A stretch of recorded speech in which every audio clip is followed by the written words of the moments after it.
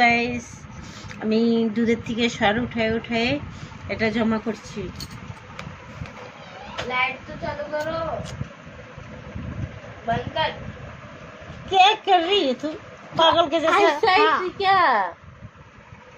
Hello guys, দেখো আমি সর জমায় রাখছি কিছুদিন, এখন সব পুরাই হয়ে গেছে। এটা 1 সপ্তাহ পরে আমি এটাকে বানাচ্ছি। দেখো আজকে দেখো এরকম হয়ে গেছে। আমি ঘি বানাবো। তোমরা কে বাড়িতে ঘি বানাও জানি না, আমি বাড়িতেই ঘি বানাই।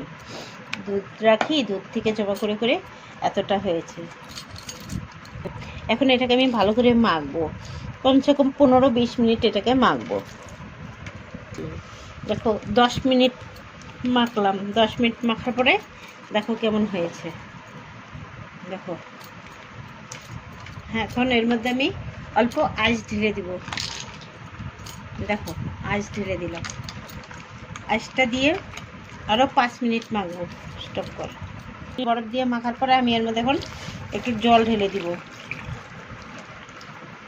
জল ঢেলে দেওয়ার পরে দেখো জলের সাথে মিশছে না, এখন জল আলাদা হয়ে যাচ্ছে। দেখো দেখছো, এখন এটাকে ধুয়ে নিব। এরকম করে একটু মাখবো, মাখে জলটা ফেলে দিব।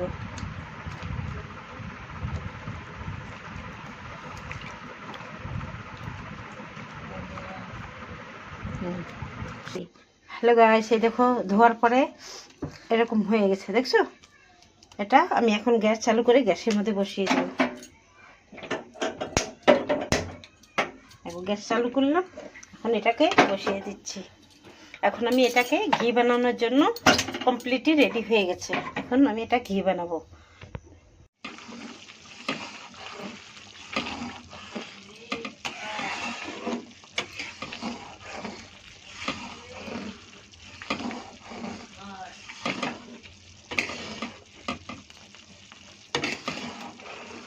দেখো ঘি বানানোর জন্য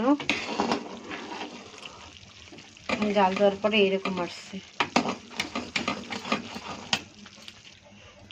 হ্যালো বন্ধুরা, এই দেখো জ্বালাতে কতগুলো ঘি হয়ে গেছে। দেখছো, আধা কিলোর মতো ঘি হয়েছে। দেখো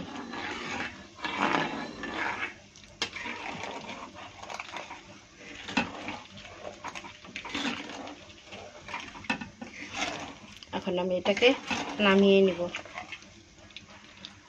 এটাকে ছাঁকনি দিয়ে ছাইকে এখন আমি নামিয়ে নিব। হ্যাঁ, নামানোর পরে তোমাদের দেখাচ্ছি কেমন ঘিয়ের রঙটা।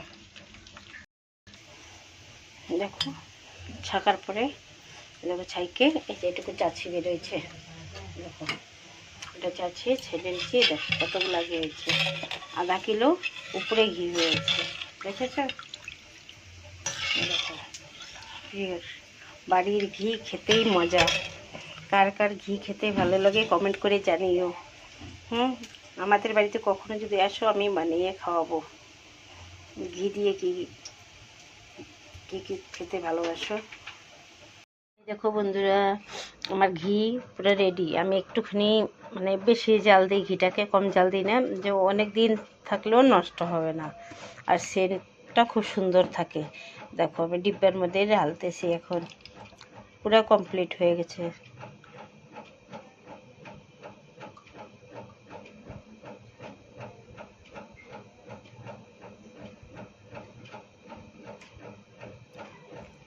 দেখো আধা কেজি হয়েও আরও কতটা বেঁচে গেছে। দেখছো আধা কেজি, এখানে আধা কেজি ঘি আছে। তোমাদের ঘি খেতে কার কার ভালো লাগে কমেন্ট করে জানিও। ভালো লাগলে শেয়ারও করে। ওকে, টাটা।